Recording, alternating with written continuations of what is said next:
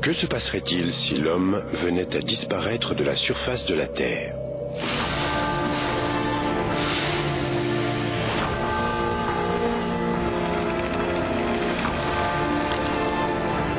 Car cela pourrait bien être le sort qui attend notre planète. Ceci n'est pas le récit de la façon dont nous pourrions disparaître, mais de ce qu'il adviendrait de notre planète si nous ne l'habitions plus.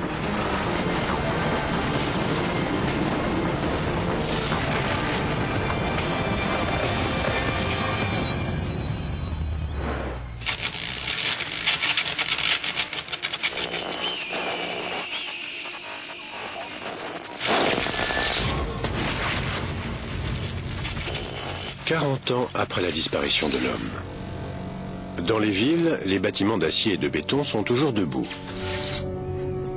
Mais les habitations des banlieues sont menacées. Environ 90% des maisons américaines possèdent une charpente en bois. Celles qui n'ont pas été déjà ravagées par les flammes sont aujourd'hui dévorées par les insectes.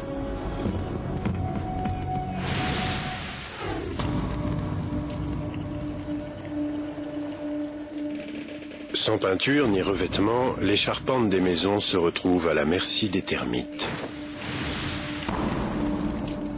Les termites se nourrissent de la cellulose contenue dans le bois, et leur appétit est sans limite. Certaines colonies peuvent engloutir jusqu'à 450 kg de bois par an.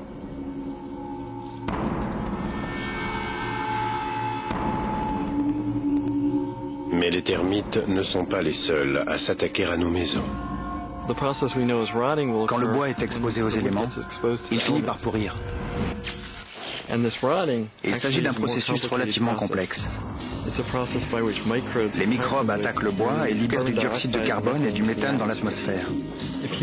Si les humains disparaissaient, il ne faudrait pas plus de quelques dizaines d'années pour que les bâtiments en bois commencent à pourrir.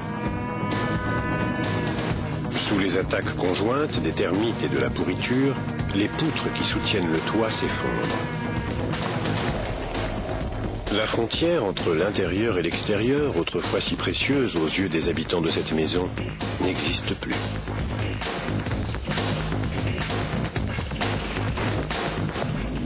D'autres matériaux comme le mortier ou la pierre dureront plus que quelques dizaines d'années.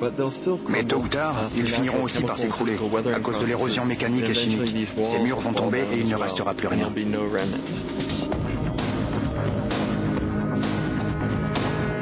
La nature aura vite fait de faire disparaître ces ruines.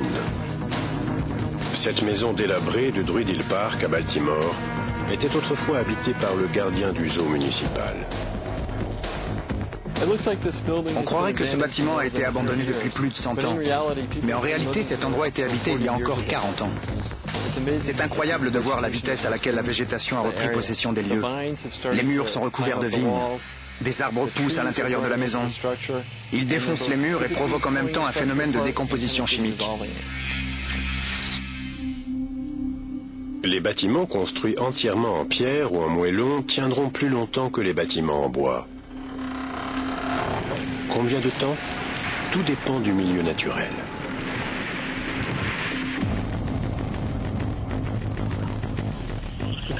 Les côtes du Maine ne sont pas très tendres avec les maisons. Ici, les maisons ne tombent pas en ruine, elles fondent. Ces maisons, situées sur Black Island, dans le Maine, faisaient autrefois partie d'une carrière de granit. Ces pierres ont également servi à construire des villes comme Boston, New York ou encore Philadelphie. La carrière est à l'abandon depuis les années 20. Les maisons ont disparu en l'espace de 80 à 90 ans. Il ne reste pratiquement plus rien.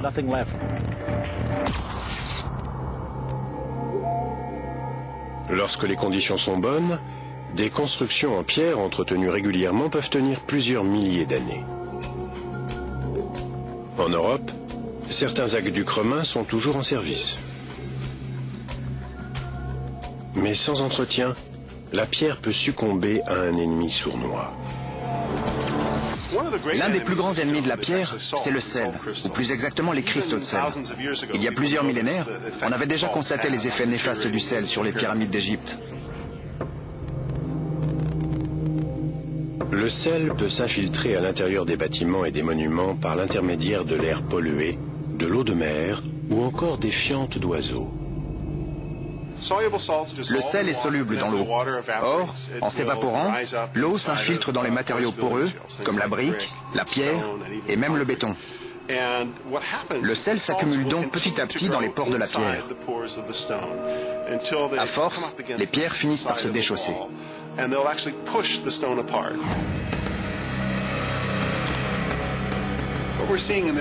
Grâce à cette vidéo en accéléré, on peut voir la rapidité avec laquelle la pierre est attaquée par le sel.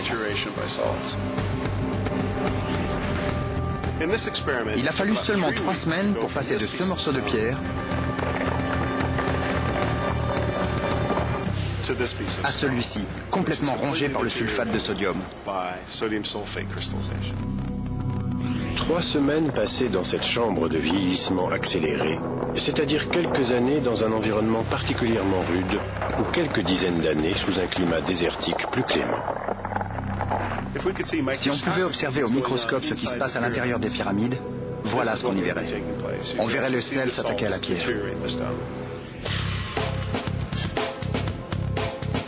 Les pyramides ne sont pas à l'abri de l'usure, mais elles ont tout de même réussi à se conserver presque 5000 ans en raison de leur très grande taille et du climat désertique, chaud et sec. Trop imposantes pour être détruites aussi bien par l'homme que par la nature, les pyramides de Gizeh sont la seule des 7 merveilles du monde encore debout.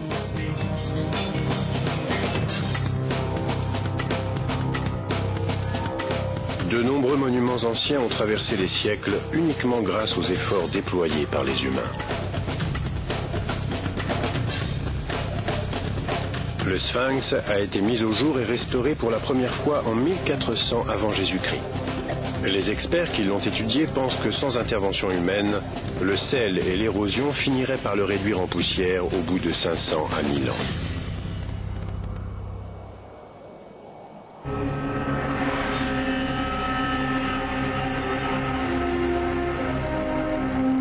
De massives structures en béton, comme le barrage Hoover, devraient durer plus longtemps encore.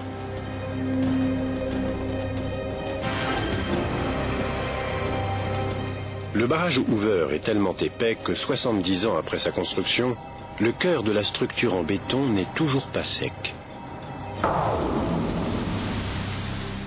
Mais seuls 10 des 15 plus grands barrages construits aux États-Unis sont en béton. Les autres sont constitués d'un remblai de pierre ou de terre. C'est le cas du barrage de Trinity dans le nord de la Californie. Du temps des humains, cette brèche aurait déjà été colmatée. Mais cette époque est maintenant révolue. Certains barrages en terre sont absolument gigantesques. Lorsqu'ils céderont, ce qui ne manquera pas d'arriver un jour, il n'y aura plus rien pour empêcher l'eau qui s'écoule dans la vallée en contrebas de tout dévaster sur son passage.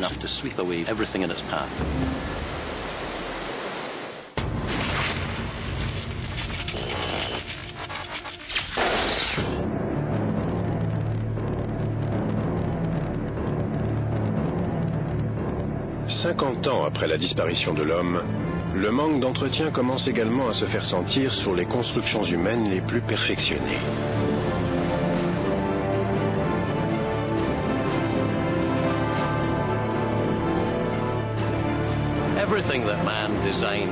Tous les bâtiments construits par l'homme portent en eux le germe de leur propre destruction.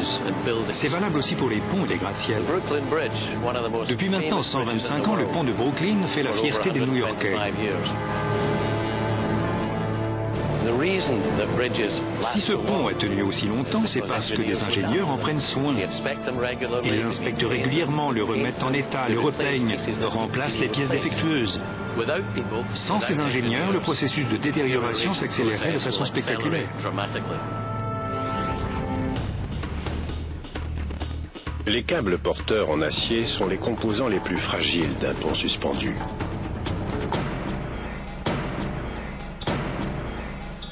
Nous avons testé ces câbles en laboratoire, heureusement pas sur le pont.